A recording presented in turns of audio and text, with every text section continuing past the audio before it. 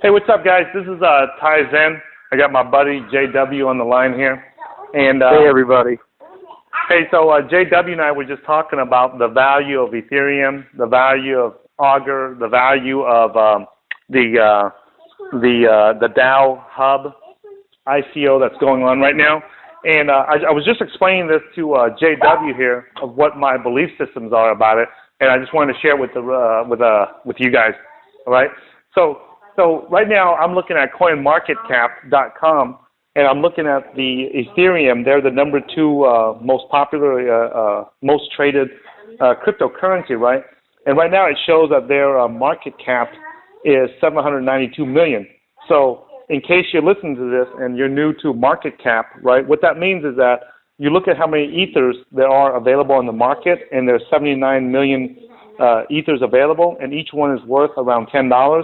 So if you do the math, right, I'm just going to do the math so it's simple so you can round it off. If you take 80 million ether that's available in the market, multiply it by $10, that's about $800 million worth of value for the entire Ethereum network or the Ethereum blockchain. So at one point, it was up to like almost $1 billion worth, okay? So that's on Wall Street, they call that the market cap. You take how many shares or how many coins that are available on the market, and you multiply it by their value, and that's how you come up with the market cap. That's how you do the simple math for it, okay? So now, if the current market cap of Ethereum is at $800 million, and I'm just rounding it off so the math is easy, JW, okay? Mm-hmm. So if the market cap is at 800 million, and let's just say that right now, let me just look at I got a bunch of kids that's trying to eat right now, so I got one watching Jurassic World. Okay, so let's say that there's 135 million DAO tokens available. So the DAO hub has raised $13.5 million so far in the last 3 days, and it's not even a full 3 days yet. It's not even a full 72 hours yet, and they already raised $13.5 million. Ty, let's assume that it's going to be between 50 and 100 million. Okay, so let's just say that they raised the $50 million minimum that LeonFood.com, the Oracle of Austin, Texas, and I had predicted, right? And it's not how much they raise, it's when the DAO tokens are available for trading on the open market, how much are they going to be worth? And let's just say that, Ethereum went up to $15. We even have to me, in my opinion, it's really just it's not that spectacular like the Lisk, they're a competitor to Ethereum. But the reason why I say it's not a huge competitor is because they don't have a genius like Vitalik Buterin, like the founder or the inventor of Ethereum. So that's why I say that, okay? But that doesn't mean that it's not going to work, okay? So I don't want anyone to take it the wrong way. I mean, we've seen a lot of software projects that are crappy and they become a big hit. I mean, look at Microsoft Windows. I mean, everybody knows it's garbage, but it's a big hit, right? So just because something is not good does not always mean that it's bad, okay? They raised over $5 million, so that's still very good, right? So what I'm saying is this, is that when you look at the value, let's just say that they raised $50 million, okay? So they raised $50 million, that would be about, what, 5 times? No, it'll be 100 times. Be 4 times what they have right now. 4 times, because right now it's 13. Right now it's 13.5 million that they raised.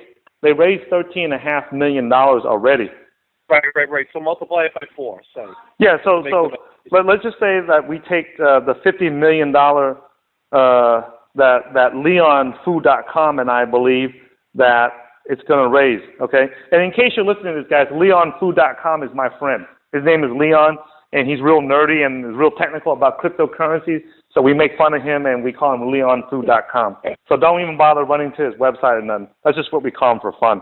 Okay, so let's just say that we take the $50 million right? And let's just say that we take the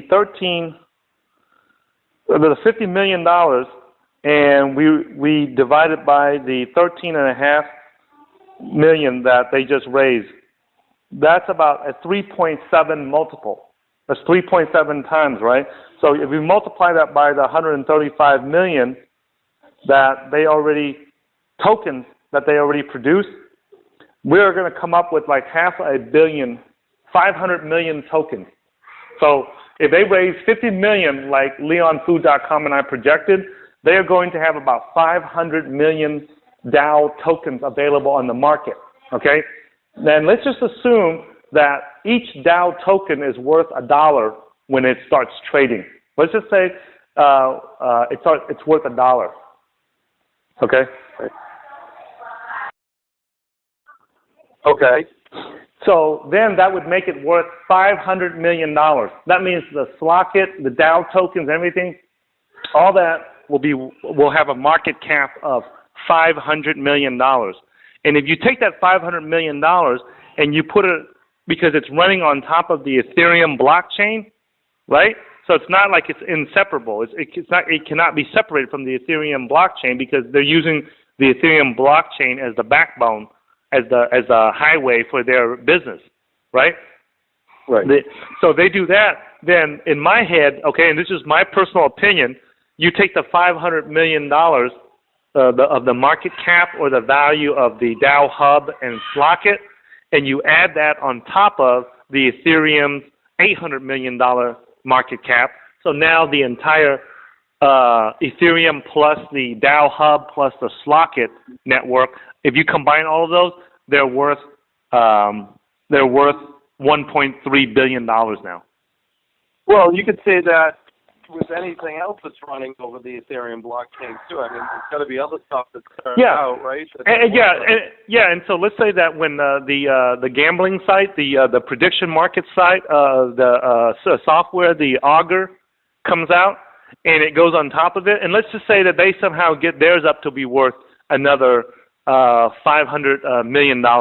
And you know what? Between the Augur and the Slock.it, I actually have more faith in the Augur gambling site than I do in the Slock.it. Simply because the Slock.it requires hardware and it requires software. And JW, if anybody on our team that's experienced with hardware, it's you. You know how much hassle it takes to get something manufactured in China, bring it over to the U.S., get it to work, and go through all the laws and the regulations to make it work. You come from the East Coast, so if anybody knows how a pain in the butt it is to get something from China into the U.S. and make it work and available to the public, you would know. Absolutely. And, getting it to work, having them not skimp on a 10-cent part. We talked about that. Yeah. And they will. They'll try to skimp on this stuff. Yeah. Hey, just so that the listeners know, right, when you talk about that the Chinese would try to skimp out on the whenever the locks are being made in China and stuff, right? Could you elaborate on that? Well, I mean, when you're making stuff in China, you need to really QC. You got to quality control your product, and you gotta have a guy there, and you gotta have testing. You gotta have inline testing. And you got to have testing before it leaves China, too, before it gets packed up. So hopefully these guys are using a reputable factory. I mean, the Slock.it guys are using, stuff is being made already with some sort of technology right now, right? I mean, we saw the Masterlock company making locks that you can open wirelessly, right? Right, using your iPhone? Yeah. Hi.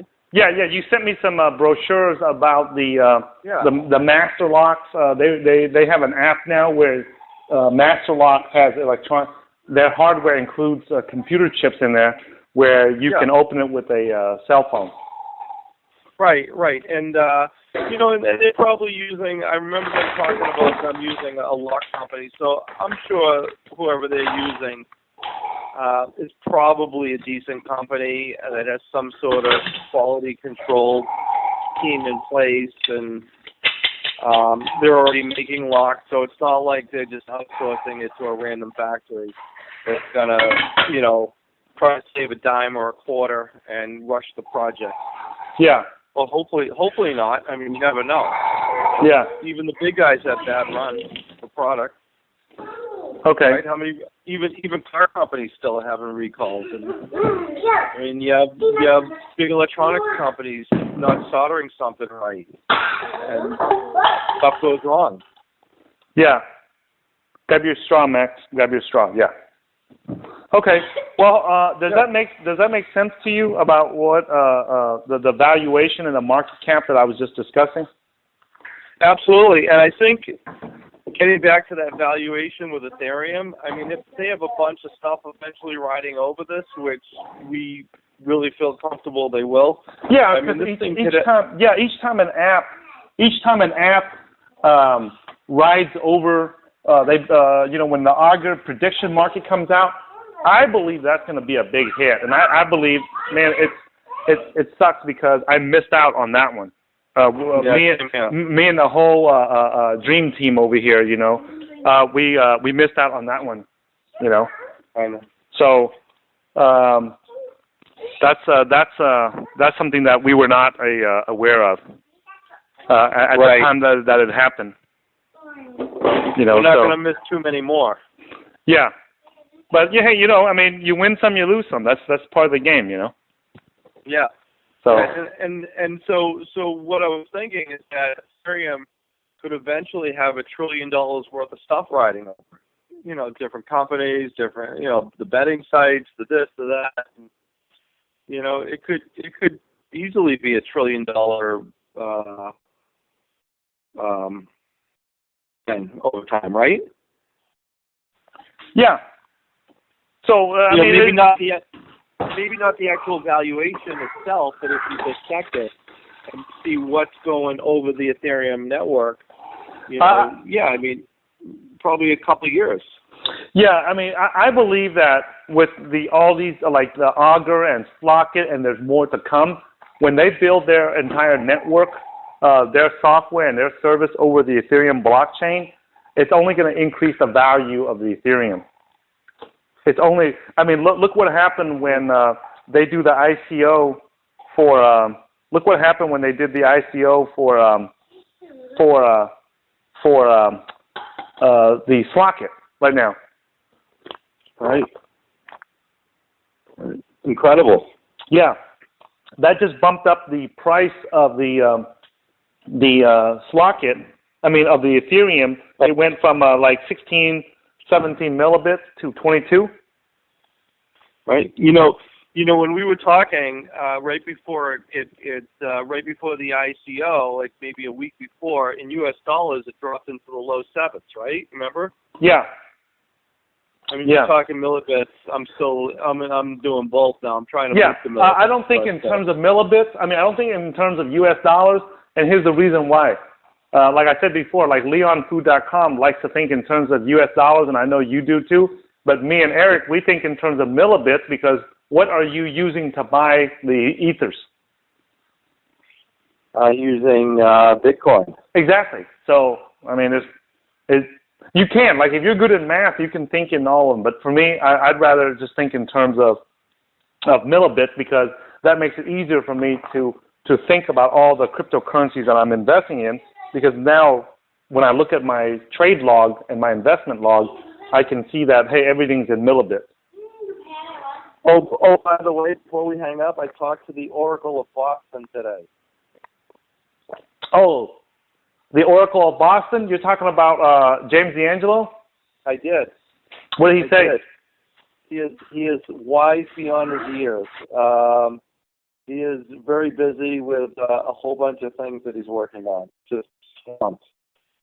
And he was feeding his family when I called, so it was a short conversation, but as always, an intriguing one. I want you to know that,